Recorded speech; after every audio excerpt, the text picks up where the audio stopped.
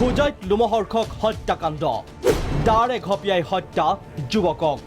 আৰক্ষীৰ জালত হত্যাকাৰী হোজাইত শুকুৰবাৰে নিশা সংঘটিত হ'ল এক জঘন্য হত্যাকাণ্ড নিশা একেলগে বন্ধুৰ সৈতে সুৰাপানৰ পিছত বন্ধুৱে হত্যা কৰিলে বন্ধুক ৰামানন্দ বৰা নামৰ যুৱকজনে বন্ধু দীপক ৰাজখোৱাৰ সৈতে নিশা একেলগে সুৰাপান কৰিছিল সুৰাপানৰ পিছতে দুই বন্ধুৰ মাজত তৰ্ক বিতৰ্ক হোৱাত দীপক ৰাজখোৱাই দাৰে ঘপিয়াই হত্যা কৰে ৰামানন্দক এজনক কাটিছে দীপক বৰা তেওঁ মানে ৰাস্তাত পৰি আছে আৰু যিজনে কাটিছে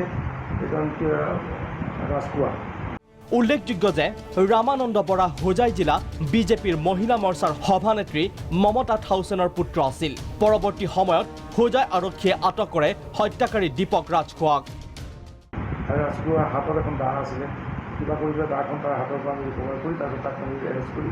গাড়ীত ঘূৰাই আৰু লগে লগে জখমজনক আমাৰ হোজাই এফআইআৰ হস্পিটেল